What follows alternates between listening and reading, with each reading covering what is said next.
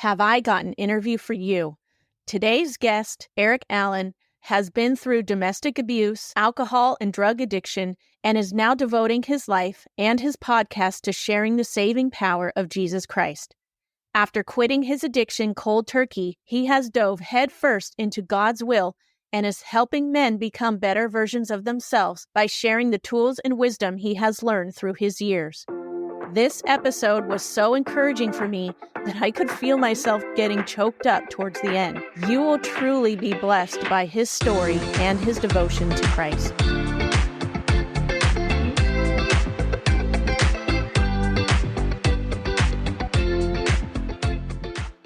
Be sure to share this episode with family and friends so they too can be blessed by the contents of this episode. Hey, Erik, thank you so much for joining me today on the podcast. I'm very excited to have you as my guest. Absolutely, Anna. Thank you so much. Truly an honor to be here. Why don't you start by telling us a little bit about yourself, what your upbringing was, and how you overcame that and found Christ? Yeah, it's been an interesting journey for sure. I grew up going to the church. It was my grandparents were involved in the church, my mom's parents. And so, we went to Sunday school, and I was the kid that would bring G.I. Joes in my pocket and then asked to go to the bathroom and just wouldn't come back. I would just hang out in the bathroom playing G.I. Joes. For some reason, they never came to find me. But, that's the church that I grew up in. And, went to play Little League, and my dad would take my best friend Dave and I literally throw us in dumpsters on a Saturday morning and say, go find treasure. We just did a lot of dumpster diving as a kid for some reason. It was fun. But now looking back, I'm like, that was kind of weird. But it was fun stuff. But then my parents got divorced when I was 11 years old. Mm-hmm. And my mom got together with a guy who was very physically abusive almost immediately. Mm. And I didn't understand why she decided to stay with this man. I remember there was times where I'd be outside in the back playing and I'd hear them yelling. So I'd run over to their bedroom and I'd look through the window and I would see him hitting her in the head with a cordless phone when those are around. And wow. I'd call the police and they would show up and my mom would never press charges. And it was this rinse and repeat cycle over and over. Then they did the smart thing and they got pregnant. And in the middle of my 8th grade year, they decided to move us from Kennewick, Washington to Stevensville, Montana. Population was about 1,200 people at that time. And they rented this house that was on 5 acres that was outside of town. So there was really nobody around us. And the property was awesome. It had 2 big ponds and lots of room to run around on. It was by the Bitterroot River. But the problem was that house had 3 bedrooms, and it was one for them, one for my little brother who's a few months older this time, and then one for my sister who's 4 years younger than me. They said, Erik, you get to live in the garage. I literally had this plastic tarp down the middle of the garage that separated my bed from the truck that would pull in. And now luckily my half of the garage had a fireplace that would keep me semi-warm in the middle of those -degree winters of Montana. But there would be many mornings where I'd wake up for school and could see my breath, from the bed. It was pretty cool some nights. But there was a moment when I was about 13, 14 years old that really changed the trajectory of my life. Mm-hmm. I was brushing my teeth. We weren't going to church. I wasn't a Christ follower or anything like that at this moment. But brushing my teeth. One night they came home arguing. Wasn't anything different than any other night. But I just felt God go, man, you've got to turn around and look down that hall to see what's going on. And so as I peeked my head around the corner to look down the hall, it was to the kitchen, to the pantry, to the garage door where my bedroom was at. And I looked down there in the pantry, this man's on top of my mom, just boom, boom, boom, punched her in the face. Had this 20 seconds of courage, I guess. And I walked up and I grabbed a cast iron pan and I swung as hard as I could and I split the back of his head open. He turned around and he said, what? Then as he did that, I smacked him again in the forehead and split his forehead open. Hit him so hard the second time, I'd actually fallen over. I still didn't knock him out, but I remember him standing up over me and he was bleeding down his face. My mom jumps up, lands like 6 punches in a row, like Mama Bear. There's blood splattered on the wall. I mean, this crazy movie scene. Yeah. And the police finally showed up. Took him to jail. My mom doesn't press charges, right? Rinse and repeat. And it wasn't much longer than after that. With about 3 months left in my freshman year of high school, I got kicked out of that house. I had to go live with my buddy Forrest and slept on the hardwood floors with his dad. And him and I would wake up and we'd steal a cigarette out of his dad's pack and walk to school like, we were a bunch of bad dudes and we really were. But that kind of started this trajectory, right? And so over the next 10 years of my life, after my freshman year of high school, I went back to live with my dad. And, got into drugs really early on. He rented a house for him and I. He put $20 in a cup for my lunch money for the week. And then he put Hunger Man meals and cereal and milk in the house, make sure there was food there. And then he would go stay with his girlfriend. So I'd see my dad a few times each month in passing. He got me a bus pass so I could get to school, get around town, things like that. But like I said, was doing drugs pretty early on. So I was smoking pot before school, at lunch, after school, acid, mushrooms, whatever I could get my hands on. And by the time I was 18 years old, I got arrested for having a bong in Washington, which is now legal in that state. But in 1998, when I was a senior, it was not. I had to go to jail. I had in Dayton, Washington, black and white chain gang outfit on, bright orange slippers. Luckily, I only had to stay one night. And it was interesting because here I was not walking with God, obviously, but I was scared of what would happen if I had to go to jail. And so I brought my dad's Bible with me. And I said that was the only thing I was allowed to bring in there. I was able to bring my Bible into the jail. And so I sat down at the table and I just started reading in Genesis and didn't really talk to anybody. Luckily, I didn't have a cellmate, didn't sleep that much, didn't learn my lesson though, and went right back to doing my same thing as soon as I got out. 2 weeks after I graduated high school, I woke up to a Post-it note on the bathroom mirror of the house, and it said, "You can't comply with house rules. You have 48 hours to get out." Wow. And so between the ages of 18 and 21, I would move 21 times, living off a couch here, couch there, living off credit cards. And one of those moves was to Seattle, Washington. I had $100 in my pocket. By the time I was 21, I was $28,000 in debt and ended up filing bankruptcy. And I eventually landed a job with the music industry, Universal Records. It was a dream of mine to get in the music business. I don't know how to play anything. I was just wanted to be behind the scenes guy, right? And I actually lied to get the job. Because they said that you had to be in college. So I went and paid for an internship, quote unquote, class. I took my receipt and said, "Look, I'm in college." And I never went to college, but I got in and I lived this rock star lifestyle for about a year where I had open tab at every concert 2 to 3 nights a week. Got to hang out like rock stars backstage and live a rock star lifestyle without being a rock star. Just completely lost in the world. I was laid off after a year because of a thing called Napster, right? Here I am just completely wandering the world, and Napster decides. Napster. Right? I know Napster. Takes my dream away, and laid off half of the office there. I think that's really where it was this moment where I was super just depressed. I was working at Starbucks at night. I'd get off work, go to my grocery store, get a 6-pack of beer, go to my ghetto apartment and drink myself to sleep every night. It was this rinse and repeat cycle. One day a girl came into Starbucks and she said, "Hey, we've got a college age event down at our church. Would you be interested in going?" And she was good looking and I was depressed and had no friends. Yep. What time do I need to be there? Right. That was my mentality at that time. I got to that event and I ran into guys that I had met 4 years prior when I had this small attempt at going to college before I moved up to Seattle. I said, "Man, what are you guys doing here?" Like, "Oh, we're church pastoral interns and things like that." And it was just this weird connection. It was in that moment where I started to realize that God was probably working some things in my life, but I wasn't ready to give up this worldly desire. A month later was Easter 2004. I went out and partied with a band that I was managing and woke up on Easter. I don't think that's a coincidence, but woke up on Easter and felt God saying, "Dude, you're going down this path that's going to end your life if you don't start making some changes." And so it was in that moment that I gave my life to Christ and I quit cold turkey, drugs, drinking, cigarettes, everything in that moment. I text that girl that invited me to that church event. And I said, "Hey, thanks for inviting me to church. Maybe I'll see you at the store sometime." And 11 months later, we were married and we've been married for 19 years now.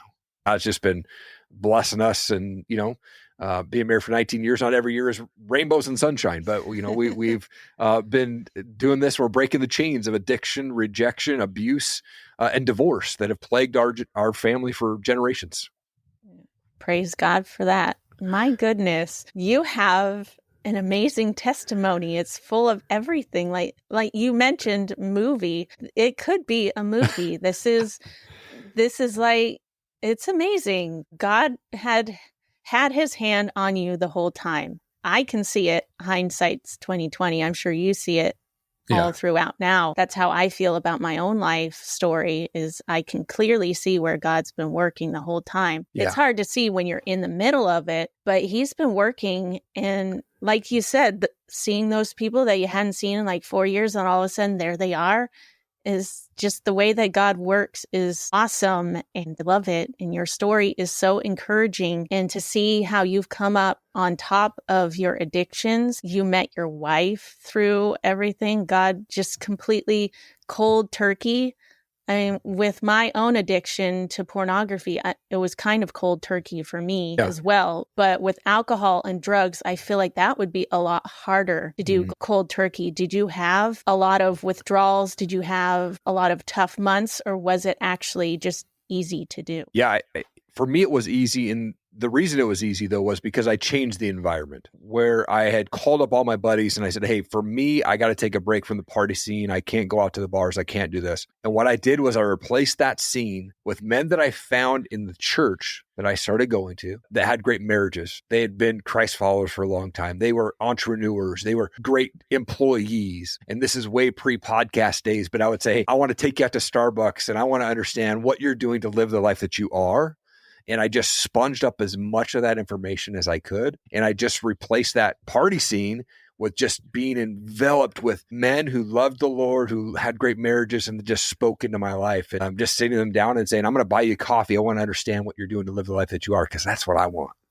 Mm-hmm. It's important to have a good foundation of people that you're surrounding yourself with. Yeah. The pastor at our church did a sermon a long time ago talking about the 5 people that you surround yourself with and how you're the sum of those 5 people. So it was very wise of you to realize that quickly, that this is what I need to change, so I'm going to do it. A lot of people don't do it, especially people who are addicts. They have a harder time distancing themselves. So you must have had something in you that was strong enough to say, no, I know what I have to do. I'm going to do it. I'm not going to learn the hard way for too long. You know, I had to learn the hard way. Yeah, definitely not my own power. Oh, thank you. Yeah, definitely not my own power. It was all God for sure that got me through that. And you know, like I said, it's been a crazy, life, but I think God, like you said, has had his hand in my life the whole time. That lots of prayers from my grandma, who's 90 years old and loves the Lord and still prays for me and all of her 54 great grandkids and things like that each day. But, it's prayers like that have kept me safe. I mean, I'm 44. I've never broken a bone, never had a stitch, right? Like God has protected me and has a plan. And I just acknowledge that and said, all right, God, whatever you got for me, then let's do it, Yeah. How do you ensure that you stay on the right path? Do you have like a routine you do for the day with God? Like, what is your daily routine, I guess? Yeah, the daily routine is very important to me. It's a non-negotiable. And I think it really starts as soon as I open my eyes. For me, being 44, if I open my eyes, I immediately out loud say, thank you, Jesus, for another day to see and hug and hold my family. Immediately. That's the first thing that I say out loud. Got to say it quietly so I don't wake up my wife, right? But then I get up and I make my bed. And so for me, that's 2 wins that I've already got. 1, I woke up, and number 2, I made my bed because I said I was going to make my bed. So I did what I said I was going to do. So I'm already kind of firing up on all cylinders going, we got 2 wins already. Let's keep it going. For me, then I come upstairs and I turn on worship music and I read the Bible and I spend time in prayer, and my prayers are very gratitude driven. Because I am extremely thankful and grateful for having a roof over my head and shoes to wear and just working vehicles, right? And I spend so much time in gratitude, and then just saying, Lord, use me how you want. Help me to hear that prompting from the Holy Spirit to encourage somebody.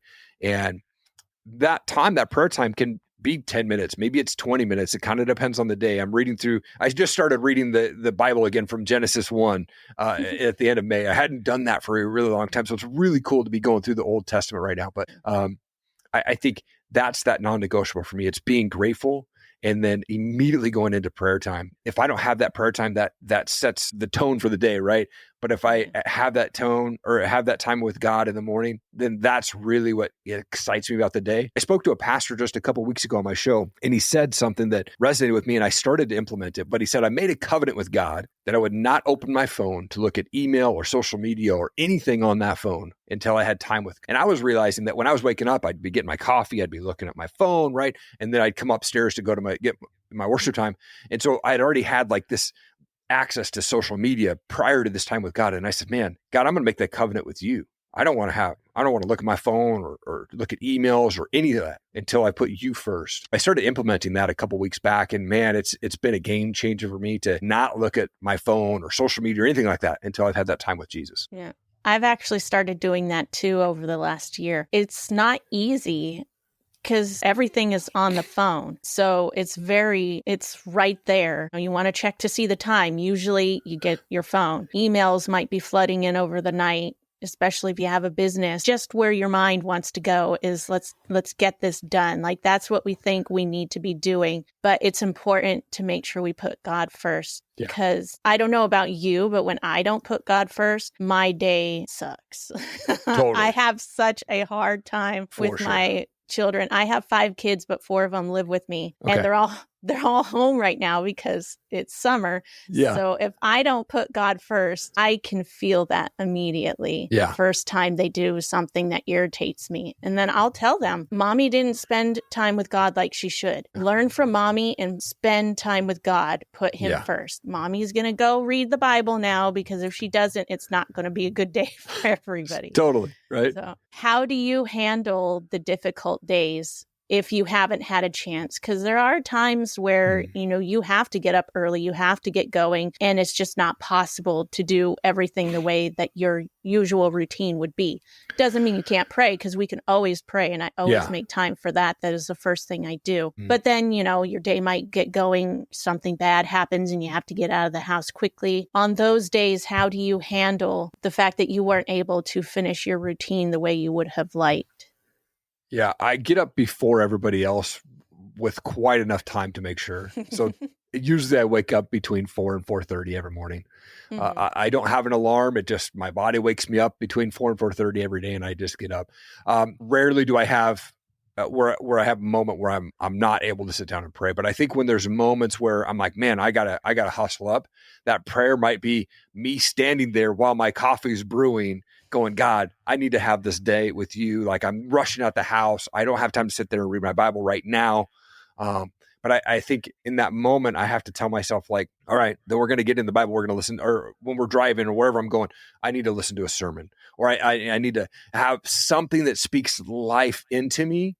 If I don't have that time to read in the Word, right? Maybe I'm listening to the audio version of the Bible as I'm driving to that thing that I need to go to, right?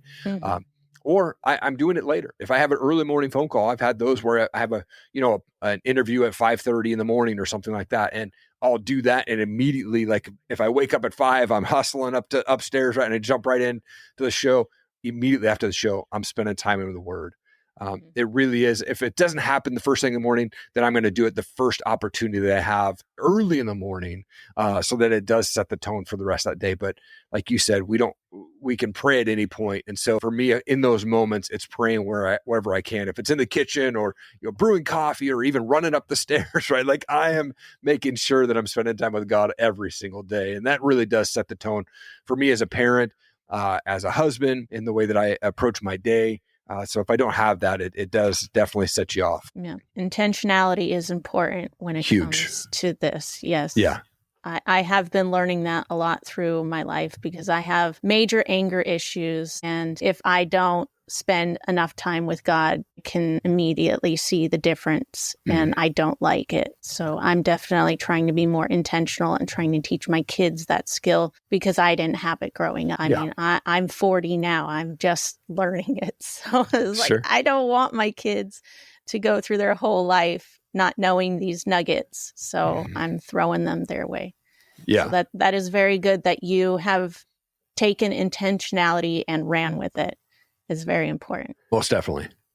So you have mentioned that you have a podcast. What do you do with your podcast? Yeah. So I started podcasting in 2017. I had no idea what I was doing. And actually the first podcast I started doing, I was interviewing MMA fighters, and I was asking them, why the heck do you want to get in a cage and get punched in the face? That was really my only intention around interviewing. And it took off faster than I thought. I ended up doing 256 episodes of that show, interviewing MMA fighters from around the world, and super fun. But in 2018, I came across a guy named Ed Milet, and I was like, man, I really like the way this guy approaches podcasting and being honest and just like being authentic, because he didn't know what he was doing when he first started on this whole technical thing.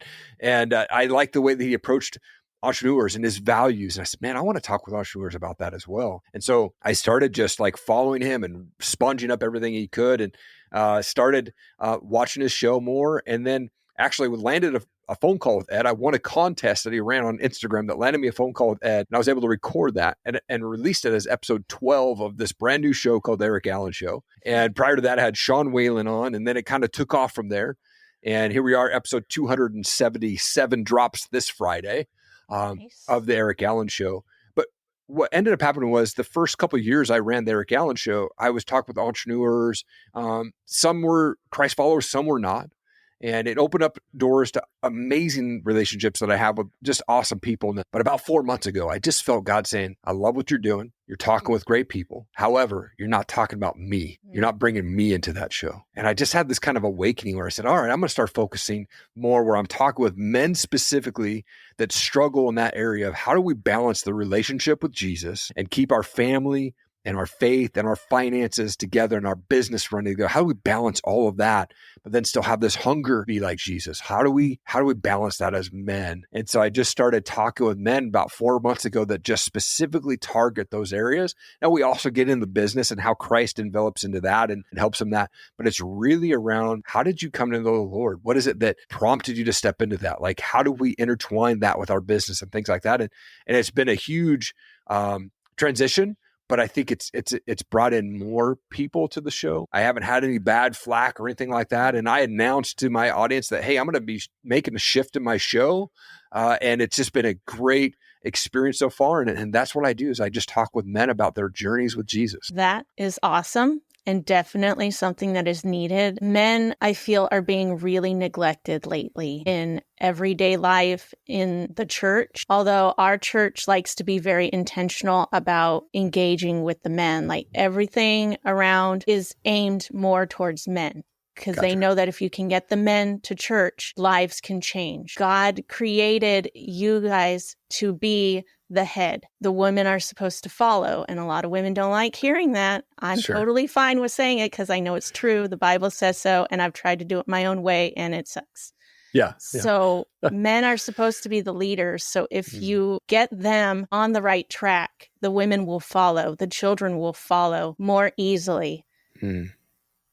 That is great that you are choosing to do that for your show. Thank you. I'm so excited to hear that because men are being pushed aside nowadays in our generation. They're being told, shut up, women are better. None of that is true. And it's great that you are choosing to follow what you felt God telling you to do.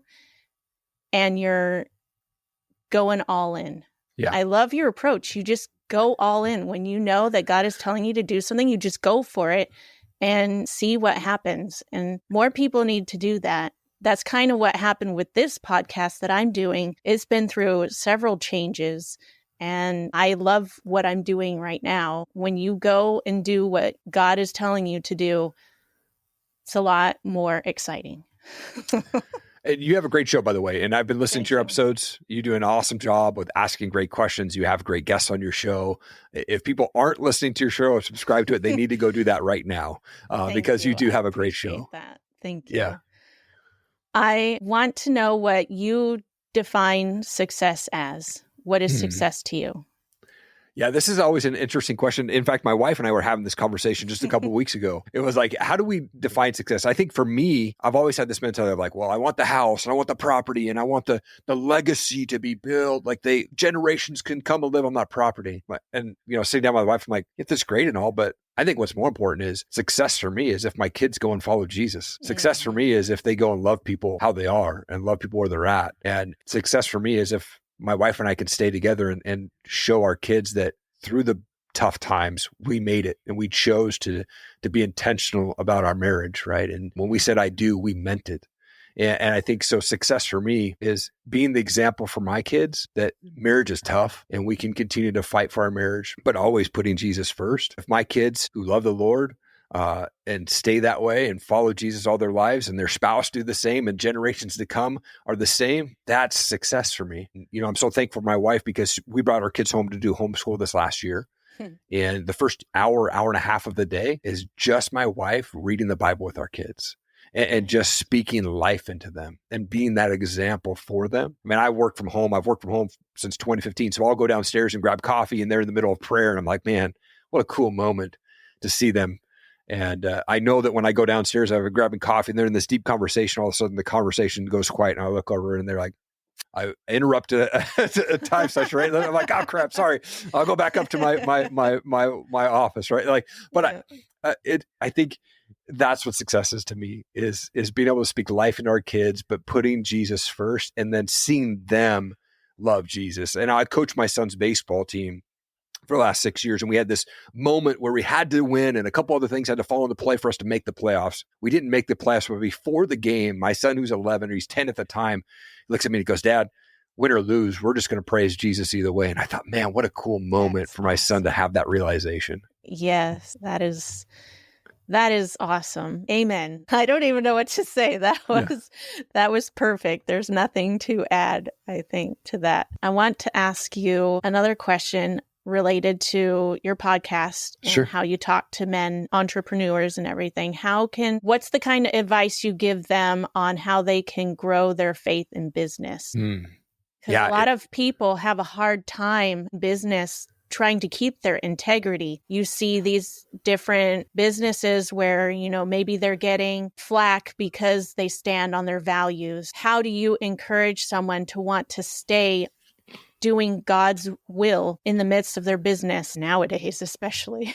Yeah, I think that we have to put God first if we want to be successful in life and in business, as a husband, as a father. We have to do that first. And I think if it comes down to a point where you're like, man, I can't talk about Jesus because my business will hurt, that's the wrong mentality. I think if we talk about Jesus in our business, the right folks will become our customers. The right folks will open the doors for us to step into those opportunities. And I think we also need to look at it like, I don't want to compare myself to somebody who is making millions of dollars in their business and they're not a Christ follower. So I'm just going to kind of step in that way and have that as my goal and not put Christ first.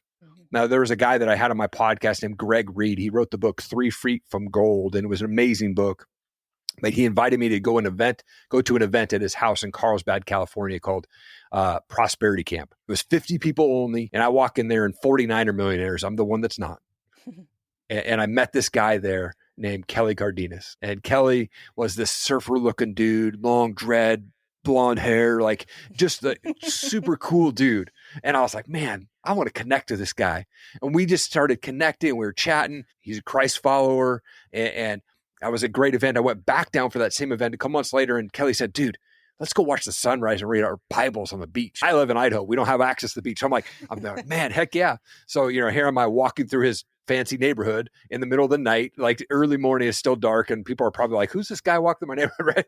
But we got there.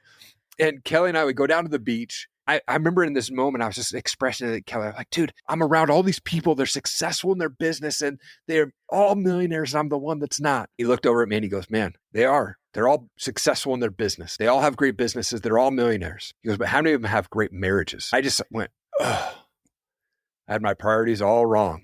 And it was in that moment that I was like, man, I'm not putting God first, that I'm not being that husband I'm supposed to be. I'm not being that father I'm supposed to be because I've got my priorities all wrong.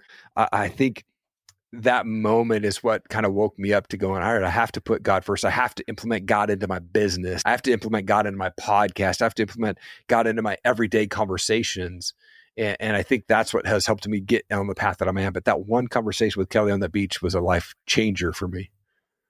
Nice. That is great wisdom. And I'm so happy that he shared that with you. And I'm glad that you share that with others because it is important. We get our priorities wrong all the time. I've gotten my priorities wrong, which is why the podcast has gone through so many different changes. It's so easy to just slip back into something that might be comfortable or what you think God's telling you to do rather than what he is telling you to do. It's important to have somebody come alongside you and disciple you and mentor you and let you know honestly when you're making a mistake and you're not thinking correctly. It's good that he was able to put things back into perspective for you. And again, you ran with it and you have a successful show. I've actually listened to your show. I've listened to you on other podcasts. You are a dynamic person. And I feel we're not even in person, but I feel like we are because your spirit you can see your passion for what you do, who you are, where you've come from, what you've come out of. You can just feel it all. And I'm really in awe. I have a hard time speaking right now because your story is amazing in so many different ways. You have allowed God to just use you, and he's done great things through you and gets the glory for it. And you are completely content with that, with helping others, which is something that is absolutely necessary, helping other men, other entrepreneurs. So I thank you so much for everything that you are doing, for who you are as a person. I'm pretty sure you have changed many lives, and I know you're going to change more through this podcast or anyone else who you go on their show, because you are such a dynamic person. And thank you so much for coming on. Before we go, I have one more question. I want you to give advice. I guess it's not a question. I want you to give advice to anybody who might be listening who is addicted to drugs, alcohol, or anything in general and is having a hard time. They want to get out of what they're doing, but they don't know how. Yeah. Give them advice. First of all, thank you for the kind words. I appreciate that and the encouragement. Addiction is no joke. I've seen it happen to my own family. I've seen it happen to my friends. You know, there was 5 of us in high school that hung out, and 2 of them have passed because of addictions now, since I've, in just in the last 20 years. If you're battling addiction, the one thing that I can say that was the game changer for me was I had to change the environment. So if you are hanging around people that are encouraging you to smoke pot even, or take drugs, or look at porn, or whatever that is. If you're hanging around people that are saying things to you that trigger emotions for you to go and do those things, you've got to change the environment. Go to a church, go to AA, go to an environment where it's a safe environment where you can be open, you can be honest. For me, I think the church is the best route to go. But you've got to change your environment. So you've got to get uncomfortable and put yourself in those situations where you're new, but it's in a safe environment where people aren't going to judge you. And I think that the church and AA, those are places that will not pass judgment on you, because we're there to love you, encourage you where you're at. And so I think if you're battling that, step away from that environment that you're in. Go find a church. Go find a small group. Go find men in your area or women in your area that have gone through that, right?